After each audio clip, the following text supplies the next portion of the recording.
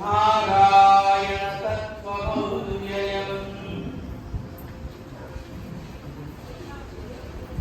అస్మద్గురుభ్యో నమః. జై శ్రీమన్నారాయణ. జై శ్రీమన్నారాయణ. ప్రియ భగవద్భక్తులారా,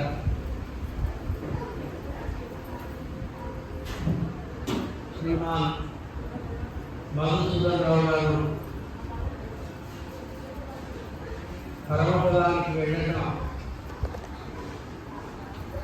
వాస్తవానికి విచారకరమే. గోష్ఠికి పెద్ద లోటు. మీ అందరినీ ఓ క్రమశిక్షణతోటి గోష్ఠిగా నడిపించినటువంటి మహాభావుడైన మాకు బాగా పరిచయం. నేను ఇక్కడ సూర్యాపేటలో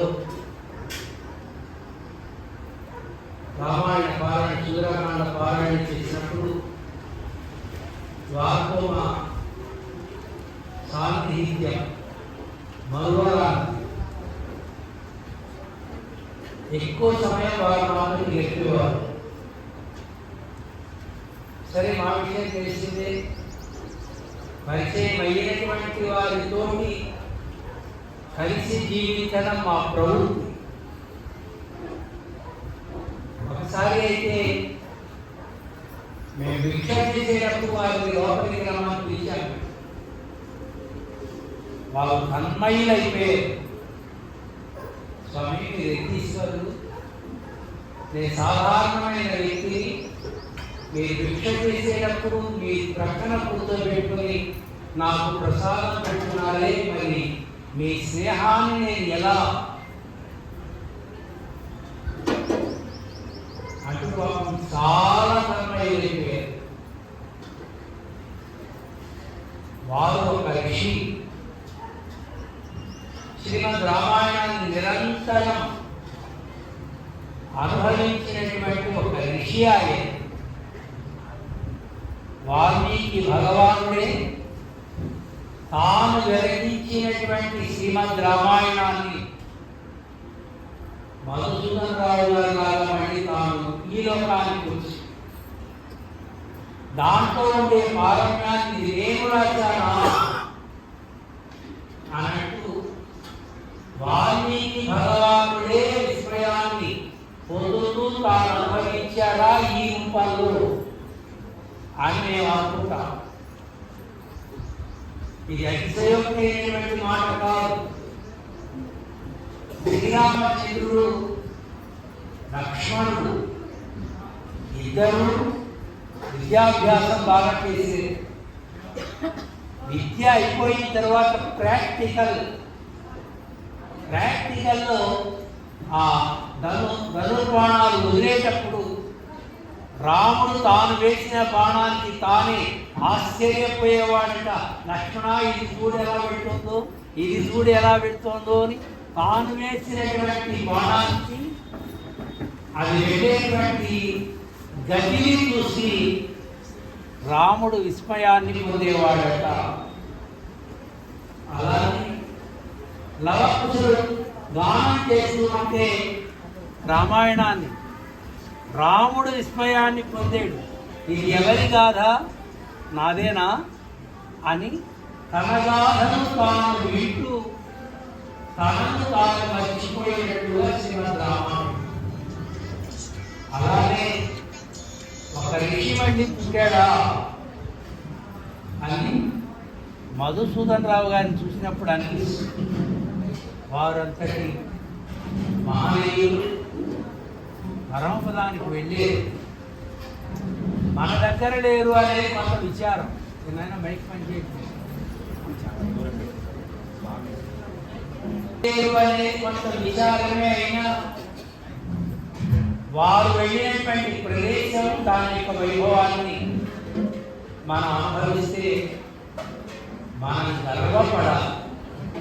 మన గోష్ఠిలో ఉండేటువంటి ఒక వ్యక్తి ఆయన పరమపదానికి వెళ్ళారు.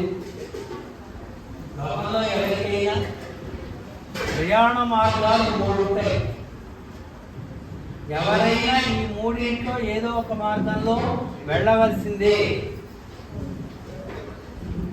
వెళ్తే బై రోడ్ పెడతాం, లేదు ఫ్లైట్ పెడతాం, లేదు ఫ్లైట్ పెడతాం. మూడేగా ఉంది. మనకైనా సాధారణమైన ప్రయాణానికైనా మూడే. దేహాన్ని ఇక్కడ తాళించి జీవుడు ప్రయాణం చేసే మార్గాలు మూడు. అందులో రెండు చాలా ఫేమస్. వెళ్తే నరకానికైనా వెళ్ళాలి, లేదు స్వర్గానికైనా వెళ్ళాలి. ఈ రెండు చాలా ఫేమస్. అంటే ఫేమస్ అంటే కుంభమేళాకి జనం ఎలా వెళ్తున్నారు, ఈ రెండింటికి అలా వెళుతూ ఉంటారు. మూడో మార్గంలో పెద్ద రష్ ఉండదు. రష్ లేని మార్గంలో వెళ్ళారు మధుసూదన్ రావు గారు. దానికి అక్షిరాది మార్గము అని పేరు. అంటే వివిఐపి వారు మాత్రమే, వెరీ వెరీ ఇంపార్టెంట్ పర్సన్స్ మాత్రమే ఈ అక్షిరాది మార్గము ద్వారా భగవత్ సన్నిధానానికి వెళ్తారు. మనిషి ఎలా జీవించాడు అనేది పెద్ద విషయం కాదు, ఎలా పోయాడు అనేదే పెద్ద విషయం కదా. ప్రాణంత తేలిగ్గా పోదండి. ఏదో ఊరి మీద పాపం వచ్చి నేను పోతే బాగుండు అనుకుంటుంది, కానీ ఈవిడ ఎక్కడికి పోదు. అయితే గిట్టిపాటికి వెళ్ళేదానికి వస్తుంది, ఎక్కడ పోతుంది ఆవిడ. అలానే భర్త మీద కోపం వచ్చినప్పుడు నేను పోతా, నేను గొప్ప పోతే దరిద్రం పోదు అనుకుంటాడు ఈయన ఎక్కడికి పోడు. మళ్ళీ రాత్రి అయ్యేసరికి మళ్ళీ ప్రత్యక్షం కదా. మనం ఎక్కడికో పోవాలి అంటే పోలేము. శరీరం దాడి జీవుడు వెళ్ళటము అంటే ఇది మాటలతో జరిగేటువంటి వ్యవహారం కాదు కదా. ఆ జీవుడు ఈ శరీరంతో ఏ ఏ కర్మలు ఈ లోకంలో అనుభవించాలని ఇక్కడికి వస్తాడో అవన్నీ అనుభవిస్తే తప్ప, అవశ్యం అనుభోక్తవ్యం, అనుభవిస్తే తప్ప శరీరం దాటడు జీవుడు. దాటిన జీవుడు ఎక్కడికి వెళ్తాడు అనేది ప్రశ్న. సాధారణంగా ఎవరికి వాడు మేమే తప్పు చేయలేదు, మాకు తెలిసే పాపం చేయలేదండి, రాగాలు బాగా తీసి మరీ చెప్తాం మనం కదా. మనం చేసేటప్పుడు మనకి తెలిస్తే మనం ఏమవుతాం, జ్ఞానులం అవుతాం. మనం చేసిన తప్పులు మనకి తెలిస్తే మనం జ్ఞానులం అవుతాం. కనుక జ్ఞానులు కూడా అయ్యో నేను ఈ పని చేశానే, నా ఉన్న జ్ఞానం ఏ పని అయింది, నా ఉన్న జ్ఞానం ఏమైంది అంటూ వాళ్ళని వాళ్ళు రీకనెక్ట్ చేసుకుని ఆ దోషం పోవడానికి ప్రాయశ్చిత్త కర్మలు చేసుకుని భగవంతుడిని శరణాగతి చేస్తూ ఉంటారు జ్ఞానం కలిగిన వాడు. జ్ఞానం లేని వాడు నేనేం తప్పు చేయలేదు అంటూ ఉంటారు. సరే తప్పు చేశామో చేయలేదు దాని విషయం తర్వాత. తప్పు చేసిన వాడు నరకానికి వెళ్తాడు, పుణ్యం చేసిన వాడు స్వర్గానికి వెళ్తాడు. ఇది మనందరికీ తెలిసిన మాట. ఇప్పుడు మధుసూదన్ రావు గారు ఎక్కడికి వెళ్ళారు? పరమపదానికి వెళ్ళారు. ఇది స్వర్గానికి నరకానికి సంబంధం లేనటువంటి ఒక అద్భుతమైనటువంటి క్షేత్రం. ఇది జీవుడు ప్రయాణం చేసే మార్గాన్ని బట్టి జీవుని యొక్క గొప్పదనం తెలుస్తూ ఉంటుంది. వారు చివరి రోజుల్లో కొంచెం శారీరకంగా ఇబ్బంది పడ్డారు. శరీరం అంటే అవస్థ పెట్టడమే. అది ఏదో ఒక 10 ఏళ్ళు 20 ఏళ్ళు సుఖపెడుతుంది. ఆ తర్వాత నేను సుఖపెట్టా కనుక నేను కష్టపెడతా అంటున్నాను. తప్పలేదు. దాన్ని ఎలా వాడుకున్నామో ఆ వాడుకున్న దానికి అది ఇచ్చేటువంటి ప్రయోజనాన్ని ఇష్టమైనా ఇష్టం లేకుండా అనుభవించక తప్పదు కదా. వారు కొంత శారీరకంగా ఇబ్బంది పడ్డారు. మేము వారిని 2-3 సార్లు ప్రత్యేకంగా వారితో మాట్లాడడానికి వారి ఇంటికి వెళ్ళాం.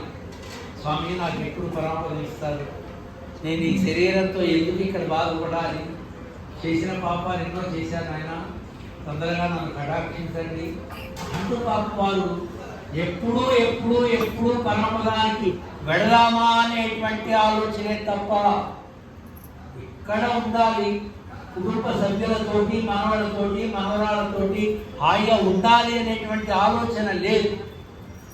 కారణం జ్ఞానం కలిగిన వారికి తామెక్కడ ఉన్నా భగవత్ సన్నిధిలో ఉండే సౌఖ్యాన్ని అనుభవించడమే స్వరూపంగా ఉంటారు. ప్రవహిత ఇవ గేహే వర్తతే యహ సహ ప్రపన్నః. ప్రపన్నులైన వారు తాము గృహంలో ఉన్న అడవిలో ఉన్నట్లుగా భావిస్తున్నారు. అడవిలో ఉంటే ఏకాంతత ఉంటుంది. ఏకాంతమైనటువంటి చిత్తం కలిగితేనే ఈశ్వర ఆరాధన అంతర్యామిగా జరగడం కుదురుతుంది.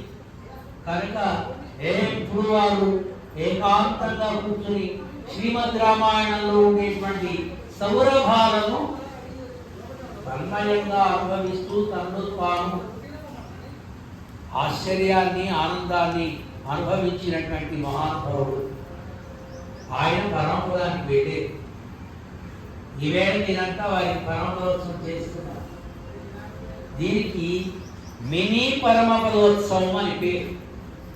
అనుకరణ పరమపదోత్సవం.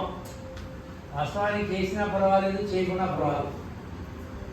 అదేంటండి, చేయకపోతే ఎలా అంటే వారికి అక్కడ పెద్ద సన్మానం జరుగుతోంది కనుక వాస్తవానికి మనమంతా అక్కడ పాల్గొనాలి. మనకి అవకాశం లేదు. పాల్గొంటే మళ్ళీ ఇక్కడికి రాము కదా. ఒక్కసారి వెళ్ళడం జరిగితే నా పునరావర్తతే, నా పునరావర్తతే, మళ్ళీ వెనక్కి వచ్చే అవకాశం లేదు. అలా అయితే వెళ్తాం. శ్రీరంగం వెళితే 4 రోజులు వెనక్కి వస్తాం కనుక శ్రీరంగం వెళ్తాం. తిరుమల వెళితే మళ్ళీ వెనక్కి వస్తాం కనుక వెళ్తాం. వెనక్కి రామనుకుంటే తిరుమల వెళ్ళాం, శ్రీరంగం వెళ్ళాం, ఎక్కడికి వెళ్ళాం మనం కదా. మనందరికీ కోరిక ఏమిటో తెలిసిన, ఇక్కడే ఉండాలి. తాతలు సంపాదించిన ఆస్తులు ఉన్నాయి, తండ్రులు సంపాదించిన ఆస్తులు ఉన్నాయి, మనం కూడా పెట్టుకున్న ఆస్తులు ఉన్నాయి, మనం అలారు ముద్దుగా పెంచుకున్న మన బిడ్డలు ఉన్నారు. వీటన్నీ వదిలి ఎక్కడికో వెళ్ళాలంటే వెళ్తామండి, వెళ్ళాలి అనిపించదు. తప్పనిసరి పరిస్థితులు అప్పుడు ఇక్కడ ఎందుకంటే అంటాం, కానీ అది పై మాట. కానీ పై మాట కాకుండా వెళ్ళిన వారు వస్తున్నారు. ఇది వాస్తవం. మరి ఇక్కడ సూర్యాపేటలో ఉన్నా వారి మనసు పరమపదంలోనే, హైదరాబాద్లో ఉన్నా వారి మనసు పరమపదంలోనే తప్ప లౌకికమైనటువంటి ప్రవృత్తిలో ఉండేవారు కాదు. మాతో ఫోన్లో కూడా చాలాసార్లు మాట్లాడేవారు వారు. ఇలాంటి మహనీయులు వెళ్ళేటువంటి మార్గం అత్యుత్తమమైనటువంటి మార్గము. దానికే అచ్చిరాది. ప్రయాణంలోనే సౌకర్యం అండి. వెళ్ళటం ఎవరైనా వెళ్తాం.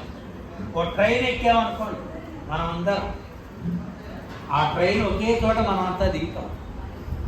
కానీ మా వెంకటయ్య గారు లాంటి పెద్ద మనుషులేమో ఏసీ ఫస్ట్ క్లాస్ ఏసీలో కూర్చుంటారు, కొంతమంది సెకండ్ క్లాస్లో కూర్చుంటారు, కొంతమంది థర్డ్ క్లాస్లో కూర్చుంటారు, కొంతమంది జనరల్లో ఉంటారు.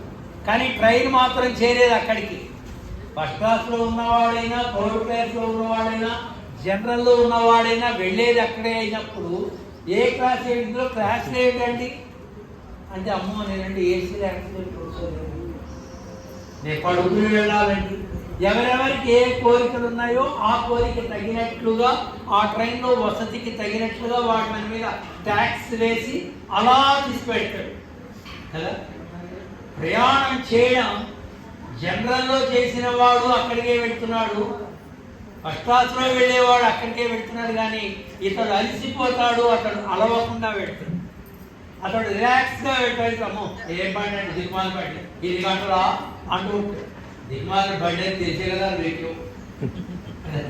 కనుక ప్రయాణంలో సౌకర్యం కావాలి. ఇది మొట్టమొదటి మనం తెలుసుకోవాలి. పరమపదంలో వచ్చి పాల్గొన్నటువంటి మనందరికీ ఏం చేయాలి అంటే, జీవుడు వెళ్ళటం ఖాయం. మరి పెద్దవారు మనకంటే ముందు పుట్టారు కనుక మనకంటే ముందు వెళ్ళారు మధుసూదన్ రావు. మనం కూడా వెళ్తాం. ఎలా వెళ్ళాలి, ఎక్కడికి వెళ్ళాలి అని ముందు మొట్టమొదటి మనకి తెలియాలి. ఎక్కడ కూడా పోతామండి అంటే, ఎక్కడ కూడా పోతామని జీవించామనుకోండి, ఎక్కడికో మరి నరకానికే వెళ్తాం. ఎక్కడికి వెళ్ళాలో నిర్ణయించుకుని దానికి తగినట్లుగా ముందుగానే ఆన్లైన్లో రిజర్వేషన్ చేసుకుని లెస్ లగేజ్ పెట్టుకుని వెళ్ళేటువంటి వాడి ప్రయాణ సౌకర్యము, ఎక్కడో ఒకరు పోతామండి ఎలాగోలా పోతామని మూటలు వేసుకుని ప్లాట్ఫారం మీద కూర్చుని ఏదో బండి వస్తే ఎక్కువ అనుకున్న వాడి ప్రయాణ సౌకర్యము, వీడి సౌకర్యం ఒకటా? వాడికి జ్ఞానం ఉంది కనుక ముందుగా బుక్ చేసుకున్నాడు. వాడికి తెలుసును కనుక ఎలా వెళ్ళాలో ప్రయాణ మార్గం తెలుసును కనుక సులువు మార్గాన్ని తాను తెలుసుకుని ముందుగా వెళ్ళాడు. వీడికి తెలియదు కనుక మూటలు పెట్టుకుని ఏదో బండి ఏ బండి గాలి ఉంటే ఆ బండి. జీవితం మీద లక్ష్యం లేని వాడు, ఆత్మ జ్ఞానం తెలియని వాడు, ఎప్పుడైనా ప్రాణం పోతుంది ఎక్కడొక్కడ పోతాము అనుకునేటువంటి వాడు ఈ లోకంలో ఏ రకమైనటువంటి ముందు జాగ్రత్త తీసుకోడు. జ్ఞానం కలిగిన వాడు ముందు జాగ్రత్త తీసుకొని తగు సౌకర్యంగా ప్రయాణాన్ని ఎంచుకొని వెళ్ళటము అనేటువంటిది జ్ఞానులు చేసేటువంటి పని. బహుశా మనమంతా కూడా జ్ఞానులు అనుకుందాం. వారు ఎలా సౌకర్యంగా వెళ్ళారో మనం కూడా అలా వెళ్ళాలంటే ఏం చేయాలి? ఇది ఈ పరమపదోత్సవంలో పాల్గొనడం ద్వారా మనం తెలుసుకోవలసినటువంటి జ్ఞానం. పరమపదోత్సవం అంటే కేవలం ఏదో తిరువామిడి దివ్య ప్రబంధాలను, నాలాయిర దివ్య ప్రబంధాలను పారాయణ చేసి గోష్ఠి చేసేస్తే కాదు. దీనికి పూర్వరంగంగా మన మనస్సు పరమపదం దాకా వెళ్ళటానికి కావలసినటువంటి నైష్టికతనంతటినీ మనం సంతరించుకోవాలి. ఏదో ఒకనాడు మనం కూడా ఆ మార్గంలో ప్రయాణం చేయాలి కనుక దాన్ని తెలుసుకోవాలి అనే జిజ్ఞాసతోటి మనమంతా ఇక్కడ చేరాం. మనం ఇక్కడ చేరకుండా వారికి జరిగేటువంటి యాపేరు సన్మానం నాడు పుహళం పరిచినారు నన్రాగా అంటుంది. అద్భుతమైన సన్మానం జరగాలి. ఆ సన్మానం ఎలా ఉండాలి? మూడు లోకాలలో మీడియాలో రావాలి. మనం ఏ పని చేసినా మీడియాలో చేస్తాం. కానీ కొంచెం ఫోటో గట్టిగా నీకే ఫోటో గట్టిగా ఈటీవీ వాడికి పంపించింది, ఎన్టీవీ వాడికి పంపించింది, అందులో వచ్చింది అనుకోండి చాలా గొప్ప. టీవీలో కనపడడం కనుక పెద్ద గొప్ప కాదు. టీవీలో కనపడే స్వామీజీ గొప్పవాడు, టీవీలో కనపడే నాయకులు గొప్పవాడు కదా, నిజంగా గొప్పవాడేవాడు. లేకపోతే మీడియా ఎందుకు అనుసరిస్తుంది? ఇప్పుడు మధుసూదన్ రావు గారిని ముల్లోకాల్లో ఉండే మీడియా అనుసరిస్తుంది. వారి ప్రయాణం హైదరాబాద్ నుంచి పరమపదం దాకా వెళ్ళేది మినిట్ టు మినిట్ అన్ని లోకాల్లో ప్రత్యక్ష ప్రసారం సాగుతుంది. కారణం వారికి అన్ని లోకాల్లో సన్మానం జరుగుతుంది. ముక్తోర్చిర్దిన పూర్వపక్ష షడ్దం 12 లోకాలు దాటి వెళ్ళాలి. ఆ ప్రయాణమే చాలా బాగుంటుంది. మనం అప్పుడప్పుడు మనం టీవీలో వింటూ ఉంటాం, ప్రధానమంత్రి అమెరికా వెళ్తున్నారు, ఇన్ని గంటలకు బయలుదేరుతారు, ఇన్ని గంటలకు ల్యాండ్ అవుతారు, ఇన్ని గంటలకు వైట్ హౌస్ పెడతారు, ఇన్ని గంటలకి వాళ్ళు సమావేశం అవుతారు. ఇవన్నీ మనకెంతండి? వాళ్ళు ఎవరితో సమావేశం మనకు అవసరమే. మనకు అవసరమా లేదా కాదండి. ఆయన హోదా, ప్రధానమంత్రి గారి హోదా, ఆయన ఏమేమి క్షణాల్లో ఏం చేస్తున్నారో దేశ ప్రజలకు తెలియాలి కనుక వాళ్ళు తెలియజేస్తారు. నీకు అవసరమైతే చేసుకో, లేకుంటే టీవీ కట్టేసుకో, కానీ వాడు మాత్రం చెప్పేది. అలాగే ఒక ముక్త పురుషుని యొక్క ప్రయాణం బయలుదేరి దగ్గర నుంచి పరమపదనాథుని సన్నిధానం వరకు వెళ్ళేటువంటి లోకాలు ఏదైతే ఉన్నాయో అన్ని లోకాల్లో వారికి జరిగేటువంటి మర్యాద, అది కీర్తించదగిన మర్యాద. ధనుర్మాస వ్రతం చేయడం ద్వారా ఆ మర్యాద నేను పొందాలి, మేమంతా ఆ మర్యాదను పొందడానికి అని ఆండాళ్ళ తల్లి ప్రబంధంలో తాను నిర్ణయించి లౌకికమైనటువంటి వాక్యమైనటువంటి ప్రయోజనాల కోసం కాదయా, పరమాత్మ సన్నిధానంలో మర్యాదను పొందడానికి ఈ వ్రతాన్ని మేము ఆచరిస్తున్నాము అని లోకానికి ఒక వ్రతాన్ని చూపించింది. అలాంటి వ్రతాలు మనం ఆచరిస్తున్నాం. ఆచరించే మనకి ధూమాది మార్గం ద్వారా ప్రయాణం చేసేటువంటి అవకాశం ఉండదు. యామ్యాది మార్గం ద్వారా ప్రయాణం చేసే అవకాశం ఉండదు. కేవలం అక్షిరాది మార్గము ద్వారా. ధూమాది మార్గము, యామ్యాది మార్గం అని రెండు మార్గాల గురించి భగవద్గీతలో భగవానుడు స్పష్టంగా చెప్పాడు. వెలుతురు మార్గము, చీకటి మార్గము. చీకటి మార్గానికి నరకము అని పేరు, వెలుతురు మార్గానికి స్వర్గము అని పేరు. ఇది కూడా విమానాల్లో పెడతారు, సౌకర్యంగా బాగుంటుంది. ఎటొచ్చి యామ్యాది మార్గం అనే నరక మార్గమే చాలా కష్టం. జీవుడు శరీరం దాటడమే కష్టం. దాటిన దగ్గర నుంచి నరకానికి వెళ్ళేటువంటి మార్గాన్ని గరుడ పురాణం చాలా సుస్పష్టంగా వర్ణించింది.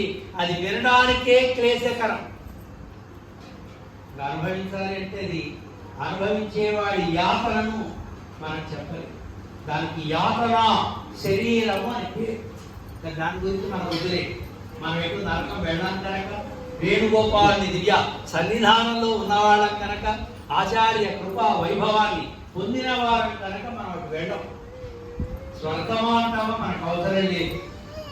స్వర్గంలో ఉన్న సౌకర్యాలని ఇక్కడే అనుభవిస్తున్నాం మనం కనుక మళ్ళీ ఎందుకంటే అది కనుక ఎప్పుడూ ఎవరికి అందని, వాక్కులకు మనస్సుకి అందనటువంటి అద్భుతమైనటువంటి ఆ పరమపద వైభవాన్ని జీవుడు పొందడానికి ప్రాథమికమైన ఒక నియమము గురువును ఆశ్రయించుట. నారాయణ మహామంత్రాన్ని ఉపదేశం పొంది ఆ మంత్రార్థాలను అనుభవించేటువంటి వారికి మళ్ళీ జన్మ ఉండదు అని రామానుజుల వారి దివ్య అనుగ్రహం వలన వారు శాశ్వతమైనటువంటి మోక్షంలో లక్ష్మీనారాయణకు నిరవధికమైన నిత్య కైంకర్యాన్ని చేసుకుంటారు అనే ఒక ప్రగాఢమైనటువంటి విశ్వాసం సంప్రదాయం చెప్పి, అలాంటి విశ్వాసంతో వారు ఈ లోకంలో 80 ఏళ్ళ పైన జీవించారు కదా, 88 సంవత్సరాలు వారు ఇక్కడ వేచేసి ఉండి నారాయణ పారమ్యాన్ని అనుభవించి ఆ తత్వాన్ని సూర్యాపేట గోష్ఠి వాళ్ళందరికీ కూడా అందరి చేత ఔపాసన పట్టించినటువంటి ఒక గొప్ప ఋషి మధుసూదనరావు. వారు ఈ వేళ అద్భుతమైనటువంటి ప్రయాణంలో పర్వతానికి వెళ్ళే ఏ జీవుడైనా శరీరం దాటంగానే మొట్టమొదట చంద్రలోకానికి వెళ్ళాలి. అది జంక్షన్. నరకానికి వెళ్ళేవాడికి, స్వర్గానికి వెళ్ళేవాడికి, పరమపదానికి వెళ్ళేవాడికి junction. Vijayawada junction, railway junction అంటలా అలా అన్నమాట. వారికి వీరట్లా వెళ్ళేసరికి అక్కడ ఒక ప్రత్యేకమైన విమానం ల్యాండ్ అయి ఉంటుంది. ఆ విమానంలో పెద్ద మనిషి దిగుతాడు. ఆయన వచ్చి మధుసూదనరావు గారి దగ్గర దండం పెట్టి, స్వామి మీకోసం స్పెషల్ ఫ్లైట్ వచ్చింది, మీరు ఎప్పుడంటే అప్పుడు ప్రయాణం అవుదామంటే, లేదంటే వెళ్ళిపోదాం, ఇక్కడ నాకేం పని లేదు అంటారు. విమానం ఎక్కుతారు. ఆ విమానంలో అలా సాగుతుంది, నిదానంగా సాగుతుందండి. ప్రయాణం చేయవలసింది కోట్ల మైళ్ళు. ప్రయాణం చాలా నిదానంగా సాగుతుంది. 12 లోకాలను కలుపుతూ ఒక జంక్షన్, ఒకటే మార్గం, జాతీయ రహదారి. ఇంగ్లీష్ ఏమంటాం మనం? ఎస్. అలాగా ఆ జాతీయ రహదారి గుండా వెళ్తూ ఉంటుంది ఈ విమానం. అందులో అగ్నిలోకము, సూర్యలోకము, యమలోకము, ఈ లోకాల్లోకి వెళ్ళదండి ఫ్లైట్. అన్నింటినీ కలుపుతూ జాతీయ రహదారి ఇలా వెళ్తూ ఉంటే ఆయా లోకాల్లో ఉండేటువంటి అధిపతులకు టీవీలో వచ్చేస్తూ ఉంటుంది. మధుసూదనరావు వారు బయలుదేరారు, అగ్నిలోకం నుంచి బయలుదేరారు, కొద్ది క్షణాలు సూర్యలోకం మీదుగా వెళ్తూ ఉంటారు అనగానే ఆ జాతీయ రహదారి దగ్గరకు ఆయా లోకాల అధిపతులు, వారి భార్యలు, వారి అనుచరులు, వారి భార్యలు, ఇలా లక్షల మంది పుష్పమాలికలు, దివ్యమైన వస్త్రాలు, ధూపాలు, దీపములు అన్ని తీసుకొచ్చి వారికి చక్కగా స్వాగతం పలికేలా మహానుభావులు ఏం లేదు, మా లోకంలో కడుగు రాదు, మమ్మల్ని పవిత్రం చేయరు అంటే, లేదమ్మా నేను నారాయణ సన్నిధానానికి వెళ్ళాలి, ఇప్పటికీ ఆలస్యం అయిపోయింది, ఈసారి ఎప్పుడైనా మేము సందర్భపడితే తప్పకుండా మీ లోకానికి వస్తాము అంటూ వారు ఇచ్చేటువంటి మర్యాదను స్వీకరిస్తూ ఫ్లైట్ దిగరు, వారిచ్చే మర్యాదను ఇలా స్వీకరిస్తూ ఓం నమో నారాయణాయ అనే మహామంత్రాన్ని ఉచ్చరిస్తూ వారికి మంగళాశాసనం చేస్తుంటారు. మళ్ళీ క్రమంగా ఫ్లైట్ నడుస్తుంది. ఒక దేశం నుంచి ఇంకొక దేశానికి ఉండేటువంటి మధ్య మార్గంలో ఫ్లైట్ బాగా స్పీడ్గా వెళ్తుంది. మళ్ళీ ఇంకో దేశం వస్తుంది అనగానే కాస్త అందరికి తెలిసిన విషయాలే, రోడ్డు మీద పెట్టున్నారు అనుకోండి ముఖ్యమంత్రి గారు, నానాటి వాళ్ళని పెద్దగా పట్టించుకోదని రాజకీయ నాయకులు వారు ఎక్కడెక్కడ ఆగుతారు అని కండవాలు పట్టుకుని, పోదండలు పట్టుకుని, పేపర్లు పట్టుకుని, సార్ ఈసారి ఏదన్నా జెడ్పీటీసీ అది ఏదో వాళ్ళకు ఉండేటువంటి అవకాశాలు చెప్పుకుంటూ వారికి దండలు వేయటం, కండవాలు వేయటం, ఏవో బొకేలు ఇవ్వటం చేస్తుంటారు కదా. అలా 12 లోకాలు దాటేస్తారు. దాటిన తర్వాత ఆవరణ జలం అని కొన్ని కోట్ల మైళ్ళు నీళ్ళే ఉంటాయండి. ఆ నీళ్ల పైన అలా వెళ్ళిపోతుంది ఫ్లైట్. తర్వాత ఆవరణ తమస్సు చీకటి, కొన్ని కోట్ల మైళ్ళు చీకటి ఉంటుంది, ఆ లోకం దాటేస్తారు. కొన్ని కోట్ల మైళ్ళు వెలుతురు ఉంటుంది, ఆవరణ తేజస్సు అంటారు, అది దాటిపోతుంది. దాటిపోయిన తర్వాత అప్పటికి ప్రకృతి మండలం పూర్తి అవుతుంది. లీలా విభూతి అంటామే, అది పూర్తి అవుతుంది. తర్వాత ఈ ఫ్లైట్ నది దగ్గరకు పెడుతుంది, విరజా నది దగ్గర. విరజా నది ఈ లోకానికి, పరమపదానికి అంటే నిత్యలోకానికి, మనలోకానికి, లీలా విభూతికి అది మధ్యలో ఉండేటువంటి నది. దానికి ఈవల భాగంలో పెద్ద చెట్టు, దానికి తిల్లయి మహావృక్షం అని పేరు.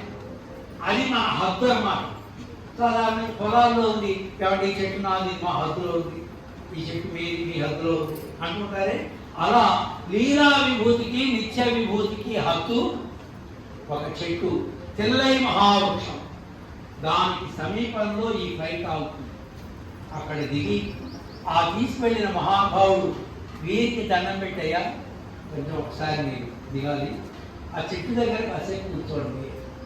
వారు ఒక్కసారి ఫ్లైట్ దిగి ఇలా వెనక్కి తిరిగి చూసి విస్మయాన్ని పొందుతూ నవ్వుకుంటారు. ఆయన ఏమిటి, నేను ఒక్కనేనా, మా గోష్టివాడు ఎవడు కనపడలేదే, మా పిల్లలు కనపడలేదే, మా మనవాళ్ళు కనపడలేదే, నేను ఒక్కడిని ఇంత ప్రయాణం చేసి వచ్చానా అని తాను నవ్వుకుంటూ నేను లోకాన్ని జయించాను, ప్రకృతి మండలాన్ని ఛేదించుకొని నిత్యలోకాన్ని చేరువుగా వచ్చేసాను ఒంటరిగా అని ఒక్కసారి విస్మయాన్ని పొందిన వారి చిరునవ్వు నవ్వుకొని మళ్ళీ ఇలా అనుకుని, నేను చేరానా, మా ఆచార్యులు చేర్చేరు, రామాంగర వారి యొక్క అపారమైన అనుగ్రహాలను ఇంకా ప్రయాణం చేసి తీసుకొచ్చింది అని తాను అనుకొని ఆ చెట్టు దగ్గర కాసేపు కూర్చుంటారు. ఎందుకోసం? ఇన్ని కోట్ల మైళ్ళు ప్రయాణం చేసినటువంటి శారీరకమైన శ్రమ. అయ్యో శరీరం ఎక్కడుందండి, శారీరకమైన శ్రమ అంటున్నారు అనుకోకండి. భౌతికమైన దేహం వారి సంతానం అగ్నితప్తం చేసేసారు ఇక్కడ. కానీ సూక్ష్మదేహంతో ఇంత ప్రయాణం చేసి వెళ్ళారైనా ఆ సూక్ష్మదేహం కూడా ప్రాకృతికమైనటువంటి అవస్థలు పెట్టేది. మరి ప్రయాణం నాకు ఎవరికైనా అవస్థ ఉంటుంది కదా. ఆ చెట్టు దగ్గర కూర్చోగానే ఆ చెట్టు మహాత్మ్యమో ఒకసారి రిలాక్స్ అయిపోతున్నాయి. 5 నిమిషాలు కూర్చోగానే అమ్మగా రిలాక్స్. అప్పుడు వెంటనే వారు నదీ స్నానం కోసమని దిగుతారు కిందకి. ఆ నదిని తత్తదు తోయ స్పర్శ మాత్రేణ అంటారు పిల్లలు. ఆ నీళ్ళని అలా అంటుకోగానే సూక్ష్మదేహం పోతుంది. అసలైనటువంటి జీవుడు, జ్ఞాన ఆనందమయమైనటువంటి జీవుడు ఆ నీళ్ళలో భగవంతుని యొక్క సంకల్పం చేత ఈవలి ఒడ్డు దిగిన జీవుడు ఆవలి ఒడ్డున తేలుతాడు. అలా మళ్ళీ అక్కడ పెట్టి ఎక్కి పైకి పెడతాడు. 500 మంది మహానుభావులు ఉంటారు అక్కడ. వీరి కోసం పూలదండాలు తీసుకొచ్చిన వారు, ధూపాలు, దీపాలు, పల్లకీలు, భాజా భజంత్రీలు ఎంతని మర్యాదతోటి సత్కరించడానికి వాళ్ళంతా ఉంటారు. ఆ సత్కారం చేసి ఓ ఉన్నతమైనటువంటి పల్లకీలో వీరికి కూర్చోబెట్టుకొని అలా పెడుతూ ఉంటారు. శ్రీమన్నారాయణ దివ్య నామాన్ని చెప్పుకుంటూ అలా ప్రయాణం కొంత సమయం సాగిన తర్వాత అక్కడ ఒక తిరుమామణి మండపం అని ఒక మండపం, అక్కడ కొన్ని కోట్ల మంది మధుసూదన్ రావు గారి దర్శనం కోసమని వేచి ఉంటారు. అక్కడ మీరు వెళ్ళగానే వాళ్ళంతా అక్కడ దండాలు పెట్టేవాళ్ళు, కాళ్ళు కడిగేవాళ్ళు, ఆహ్వానించేవాళ్ళు. అక్కడ పెద్ద కోలాహలం, సన్మానం అన్నమాట. అది అలా సాగుతూ ఉంటుంది. కాసేపటి ఇంకో అద్భుతమైనటువంటి విమానం భగవంతుడు భగవత్ సంకల్పిత సంకల్పమాన విమాన తీరే అంటారు పెడేరొకాచార్య వారు. భగవానుడే స్వయంగా తన భక్తుల కోసమని డిజైన్ చేస్తాడట. డిజైన్ చేసి తయారు చేస్తాడు ఆ విమానం. ఏరోనాటికల్ ఇంజనీర్స్ తయారు చేసినటువంటి విమానం కాదు, భగవానుడే డిజైన్ చేసి తయారు చేసిన విమానం. అందులోంచి గరుత్మంతుడు వారు దిగుతారు. గరుత్మంతుడు దిగి నేరుగా మధుసూదనరావు గారు కూర్చున్నటువంటి ఆ తిరుమామణి మండపం దగ్గరికి వచ్చి సాష్టాంగ నమస్కారం చేసి, అయ్యా పెరుమాళు మీకోసం మనం అద్భుతమైనటువంటి ఒక ప్రత్యేక విమానం పంపించారు, మీరు ఎప్పుడు వెళదామంటే అప్పుడు మీరు సిద్ధమంటారు. లేదండి మేము ఎప్పుడు అని వెంటనే చేస్తారు. మీరు ఆ గరుణుని అనుసరిస్తారు. గరుత్మంతుడు ఆ విమానంలో తీసుకెళ్ళి వారిని కూర్చోబెట్టి తాను నిలబడతాడు. నిలబడి అక్కడి నుంచి ప్రయాణం సాగుతుంది. పరమపదం యొక్క భౌగోళికమైనటువంటి ఆ పరిస్థితులన్నింటినీ గరుత్మంతులు వారు చూపిస్తుంటారయ్యా. ఇక్కడి నుంచి పరమపదం ఆరంభం. ఈ ల్యాండ్ అంతా మందే. ఇక్కడ అద్భుతమైనటువంటి సరస్సులు ఉంటాయి, దివ్యములైనటువంటి పర్వతాలు ఉంటాయి, అద్భుతమైనటువంటి పక్షి సంఘాలు ఉంటాయి, మనోహరమైనటువంటి ప్రదేశం. మీరు ఎక్కడ ఆపండి అక్కడ ఆపుతారు. మీరు ఏది చూస్తారంటే అది ఆనందంగా మీరు చూడవచ్చు, ఎంతసేపు అయినా చూడవచ్చు. లేదండి ఇవన్నీ తర్వాత చూస్తాం, మేము ముందు అర్జెంటుగా పెరుమాళను సేవించాలి, మా ఆచార్య కృతాలు వారిని సేవించాలి, మాకు ఇప్పటికే చాలా ఆలస్యం అయిపోయింది, పెరుమాళను సేవించాలంటే అలా ప్రయాణం సాగుతూ ఉంటుంది. దానికి పరమపదానికి త్రికాద్విభూతి అని పేరు. పర్వాలేదా కాసేపు చెప్పచ్చా? ఆలస్యం కనుక చాలా పెద్దది. దాన్ని త్రికాద్విభూతి అంటారు. అంటే మన ఈ లీలా విభూతి కంటే 3 రెట్లు ఎక్కువ ఉంటుంది. మనమే ఇక్కడ ఎక్కడైనా వెళ్ళాలి, పాల ప్యాకెట్కి వెళ్ళాలంటే ఒక బండి కావాలి, యమహా కదండి. కానీ ఇక్కడి నుంచి ఇక్కడికి వెళ్ళడానికి బండి కావాలి. ఆంధ్ర దేశంలో వెళ్ళాలంటే ఎలా వెళ్తామండి? కనుక వెళ్ళే వాళ్ళకి ప్రతి వాళ్ళకి వెహికల్స్ ఉంటాయి. అక్కడ మనకి ఇక్కడ ఎంత పొల్యూషన్ ఈ వెహికల్స్ వల్ల, అక్కడ ఏ పొల్యూషన్ ఉండదండి. చాలా పెద్దగా ఉంటుంది. ప్రతి ఒక్కరికి ఒక్కొక్క మినీ గరుడ. పరమపదంలో మీరు తిరగాలంటే ప్రతి ఒక్కరికి ఒక గరుత్మంతుడు, చిన్న గరుత్మంతుడు. పెరుమాళకేమో పెద్ద గరుత్మంతుడు, మనకేమో చిన్న గరుత్మంతుడు. ఆదిశేషుడి మీద పడుకుంటాడు పరమాత్మ, పెద్ద ఆదిశేషుడి మీద ఆయన పడుకుంటాడు, మనకేమో చిన్న ఆదిశేషుడు. పరమపదంలో వెళ్ళేవాళ్ళందరికీ ఈ వసతులు ఉంటాయి. అమ్మో పరమపదం పెట్టి పడుకోవడానికి పరుపులు ఉంటాయి, అంటే తినడానికి చక్కెర పొంగలి ఉంటుందా అండి, ఇలా ఏం అడగండి, అన్నీ ఉంటాయి అక్కడ. ఇక్కడి నుంచి మనం ఏం తీసుకెళ్ళక్కర్లేదు. మన దగ్గర సంచితం లేకుండా ఉంటే ప్రయాణం. చూడండి, చేతిలో బరువైన సంచి ఉంటే ప్రయాణం కష్టం కదా. చిన్న లెస్ లగేజ్, మోర్ కంఫర్ట్ అన్నట్లుగా మనం అన్ని వదిలేయాలి. ఇక్కడ రాగము, ద్వేషము, ఈ అవిద్య ఇవన్నీ వదిలేస్తే పెరుమాళ సౌందర్యము, పెరుమాళ యొక్క కైంకర్యం చాలా మనోహరంగా ఉంటుంది. అయ్యయ్యో 8 జన్మలో పోగొట్టుకున్నానే అని முதலாளி వారు ఏదైతే దుఃఖపడ్డారో, పడులే పల కోమిన కాలం ఎల్లాం అంటూ మొదటాడు వారు ఏడుస్తారు. ఎందుకంటే ఆడవారు ఏడుస్తున్నారు? కడుపు నొప్పిగా ఉందా, ఆకలిగా ఉందా? కాలండి చిచి చిచి, ఎన్ని జన్మలో వృధా చేసిన మహాపాపిని. ఇప్పుడు కదా నాకు నారాయణ తెలిసాడు, ఇప్పుడు కదా నారాయణ మహామంత్ర మహాత్యం తెలిసింది, ఇలాంటి జన్మలు ఎన్ని వేస్ట్ అయిపోయాయి అంటూ గడిచిపోయినటువంటి జన్మల గురించి దుఃఖపడేవారట ఆళ్వారు. అలా జ్ఞానం కలిగిన తర్వాత మన జీవనం అసహ్యం అనిపిస్తుంది. జ్ఞానం కలిగితే అక్కడ ఆ నిత్యదూరతోటి భగవంతుడితో గడిపేటువంటి సమయం బ్రహ్మానందముగా ఉంటుంది. పరమాత్మతో సమానమైన ఆనందం ఉంటుంది. కనుక పరమాత్మ దగ్గరికి తొందరగా వెళ్ళాలండి, గరుత్మంతుడిని తొందర పెట్టి ప్రాకృతికమైన సౌందర్యాలు సేవించకుండా ప్రయాణం సాగిస్తారు. ఆ విమానం 3వ ప్రాకారం దగ్గర ఆగుతుంది. 3వ ప్రాకారంలో గరుత్మంతుల వారి గ్రహం ఉంటుంది. కొన్ని కోట్ల మంది భక్తులు ఉంటారు అక్కడ. వీరికి మధుసూదన్ రావు గారికి స్వాగతాన్ని పలకడానికి గరుత్మంతుల వారికి 2 భార్యలు బంగారపు పాత్రలలో తీర్థాన్ని తీసుకొని, విరజాతీర్థాన్ని తీసుకుని వాళ్ళంతా, నేను ఐరమ్మల తీర్థాన్ని పెట్టుకొని వాళ్ళంతా ఉంటారు. ఉన్నటువంటి వేల మంది కోట్ల మంది అందరూ దీపారాధన వెలిగించేవారు, ధూపాలు పెట్టుకునేవారు, మాలికలు తెచ్చుకునేవారు. అన్నీ ఈ ముక్త జీవుడికి మర్యాద చేయడానికి అన్ని వాళ్ళు సిద్ధం చేసుకుంటే గరుత్మంతుల వారు నేరుగా ఇంట్లో తీసుకెళ్తారు. వారికి బంగారపు సింహాసనం వేసి వారిని కూర్చోబెట్టి 2 భార్యలు నీళ్లు పోసుకుంటే గరుత్మంతుడు స్వయంగా పాద ప్రక్షాళన చేసి తాము శిరస్సును జరుగుతాయి భార్యలకు తల్లి, అక్కడ ఉండేటువంటి మహాత్ములందరికీ ఆ తీర్థాన్ని తల్లి, అయ్యా మా ఇంట్లో ఒకసారి మీ పాదం పెట్టండి. మహానుభావుడు సంసార మండలాన్ని ఛేదించుకొని భగవత్ ప్రేమతోటి ఈ లోకాల్లోకి వచ్చిన మహానుభావులు మీరు అంటూ వారిని ఎంతగానో కీర్తిస్తారు. గరుత్మంతులు వారి దంపతు అక్కడ అవుతుంది. కానీ 2వ ప్రాకారంలో పెడతారు.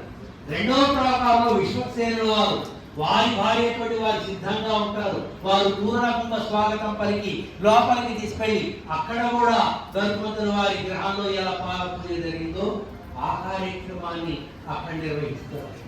అందరూ గరుత్మంతుల వారు, విశ్వక్సేనుల వారు వీళ్ళందరూ వెంటరాగా 3వ ప్రాకారంలో శ్రీమన్నారాయణ దివ్య సన్నిధానానికి మన మధుసూదన్ రావు గారు వెళ్తారు. ఆ ఆలయం చుట్టూ ప్రదక్షిణం చేసి సాష్టాంగ నమస్కారం చేసుకుని పరమాత్మ సన్నిధానంలో నిలబడి శిరస్సు వచ్చి వారు వేయించేసి ఉంటే పరమాత్మ అద్భుతమైనటువంటి 12 రేకులతో కూడి ఉన్నటువంటి అద్భుతమైనటువంటి సింహాసనం, దాని మీద 1,000,000 చంద్రులను కలిగించినటువంటి చక్కటి చల్లనైనటువంటి ఆసనం, దాన్ని మోస్తూ ఉండేటువంటి 5 పడగలు కలిగినటువంటి పెద్ద ఆదిశేషుడు, దాని మీద కుడి కాలు మడచి ఎడమ కాలు చాచి దివ్యంగా శంఖచక్రాలు ధరించి కూర్చుని ఉంటాడు పరమాత్మ. కుడి ప్రక్కన శ్రీదేవి, ఎడమ ప్రక్కన భూదేవి, ఆ ప్రక్కన నీడాదేవి.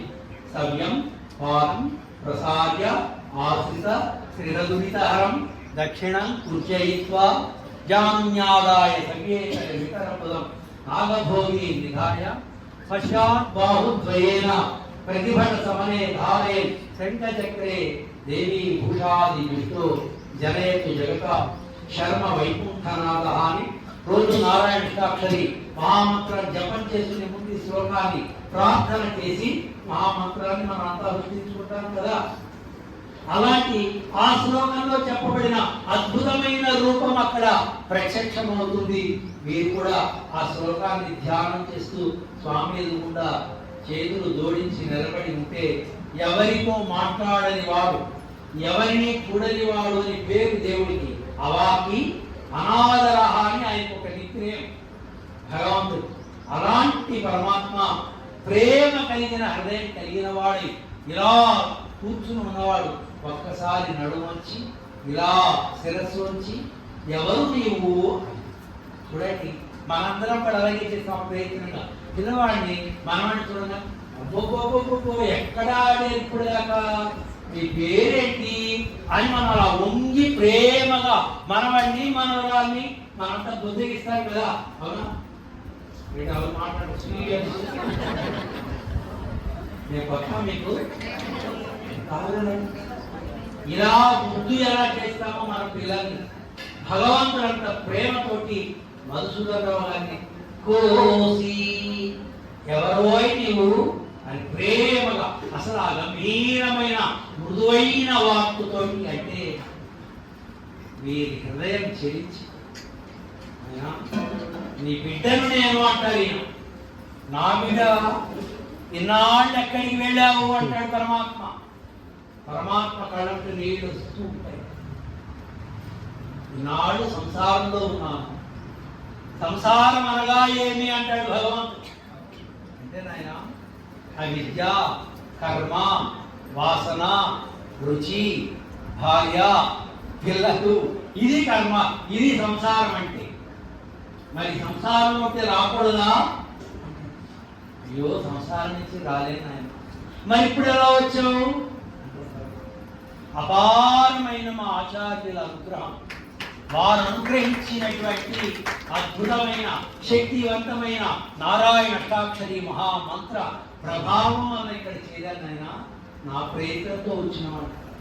రాగా రా అంటూ స్వామి వంగి తన కాళ్ళ మీద తీసుకొని కాలు మీద నిలబెట్టుకుని ఇలా ఒళ్ళో తీసుకుని ఆలింగనం చేసి కళ్ళ నీళ్లు కాలుతాడు పరమపదనాథు. ఇక ప్రక్కన ఉన్న శ్రీదేవి వంతు చెప్పక్కల ఆమె ఎక్కి ఎక్కి ఎక్కి ఇలా ఇలా దుట్టుకుంటూ ఏడుస్తూ 12 సంవత్సరాల తర్వాత శ్రీకృష్ణ భగవాన్ని చూసిన దేవకీదేవి ఎలా ఎక్కి ఎక్కి ఏడ్చిందో ఈ ముక్త పురుషుని చూసినప్పుడు లక్ష్మీదేవి ఎలా ఎక్కి ఏడుస్తుంది. స్వామి అమ్మవారికి ఇస్తాడు. వీరు ఆలింగనం చేసుకున్నాయన. నన్ను ఎందుకయ్యా ఏడ్పిస్తావు? పుట్టంగానే అలా వెళ్ళిపోయావే, 12 ఏళ్ల తర్వాత కనపడుతున్నావు కృష్ణ, ఇది నీకు న్యాయమా అని ఆ తల్లి ఎలా రోధించిందో పరమపదంలో ఉన్న మహాలక్ష్మి అలా రోధిస్తుంది. అమ్మానికి ఎక్కడికి వెళ్ళను, ఇక్కడే ఉంటా అని లక్ష్మీదేవి కళ్ళ నీళ్లు తుడుస్తారు. అప్పుడు ఏమంటే విన్నారా ఏమన్నాడు? ఇక్కడే ఉంటాడట మన బిడ్డ, మన దగ్గరే ఉంటాడట. అంటే నాయన ఉంటావా? ఇక్కడే ఉంటా. అప్పుడు విశ్వక్సేనుల వారిని చూసి నిత్య కైంకర్యానికి ఆదేశం చేస్తాడు పరమాత్మ. మళ్ళీ వీరి కిందకి తీస్తారు. సాష్టాంగ నమస్కారం చేసి విశ్వక్సేనుల వారు అక్కడ ఒడివిల్ కాలమెల్లాం ఉడరాయమని ఒడివిలా అడిమై చెయ్య వేండున్నామని ఆడువారు ఏ రకమైనటువంటి కైంకర్యాన్ని ఆశించారో అలాంటి కైంకర్యం మధుసూదనరావు గారికి పరమపదంలో లభిస్తుంది. అక్కడ కోట్ల మంది తోటి వారికి జరిగినటువంటి ఈ సన్మానమే యాం సన్మానం అని. వాస్తవానికి మనం అందరం ఆయన అభిమానులు, ఆయన శిష్యులు, వారి పుత్రులు, వారి సంబంధికులు అందరూ మనం ఉంటేనే కదా దానికి విలువ. ఇప్పుడు నాకు ఇక్కడ ఏదైనా సన్మానం జరుగుతుంది అనుకోండి, ఫోటో తీయండి అంటూ ఉంటాం. చిన్న మాలవేయం కానీ చిన్న చాలా ఎందుకంటే ఫోటో మా మనవాడు చూపిస్తుందా, మా ఫ్రెండ్స్ చూపిస్తుందా, అందరూ చూసి వాళ్ళు ఫోన్ చేసి ఏంటి నీకు సన్మానం జరిగిందా, ఆ ఫోటో చూసి అబ్బో ఈ మధ్య బాగా పెరిగిపోయావి అంటే మనం ఇలా అయిపోతాం కదా. మరి ఇంత పెద్ద సన్మానం వారి తరపు మనం చూడకపోతే ఎవరు చూడాలి? అక్కడ మనం చూసి వెళ్ళి చూసే అవకాశం లేదు కనుక అక్కడ జరిగే సన్మానాన్ని ఇక్కడ అనుకరణ రూపంలో వేణుగోపాలుని దివ్య సన్నిధానంలో మనం చేసుకోవటం చాలా ఆనందదాయకం. వారు మహానుభావులు, ఇక మళ్ళీ వారికి జన్మ లేదు, నిత్య కైంకర్యంలో ఉంటారు. వారే కాదు, వారి సంబంధికులందరికీ కూడా భాగవత ఆచార్య కైంకర్య కటాక్షం ఎప్పటికీ అలా ఉంటుంది. మధుసూదనరావు గారి బిడ్డలు కూడా మంచి యోగ్యులు, తండ్రి మాటను పరిపాటించేటువంటి గొప్ప వ్యక్తులు వారు కనుక వారికి కూడా పరమపదనాథు యొక్క దివ్య అనుగ్రహం కలిగి ఈ లోకంలో ఉన్ననాళ్ళు లక్ష్మీ కటాక్షాన్ని అనుభవిస్తూ భగవద్భాగవత ఆచార్య కైంకర్య నిష్టలో ఉండేటువంటి సౌరభావం అనుభవిస్తూ ఇక్కడ మనం ఉండాలనే కోరుకోవాలి. ఎందుకని అక్కడికి వెళ్ళిన తర్వాత మనకి ఏం తెలియదు కదా.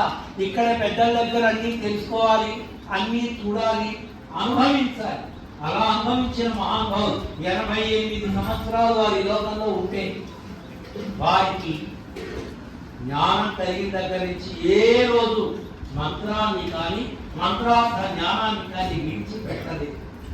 ఎవరికైనా తెలిసిన వారందరికీ తాము అనుభవించిన భోగ్యతను చెప్పినటువంటి ఉదాహరణై కనుక వారి పిల్లలకి సహజంగానే వస్తుంది.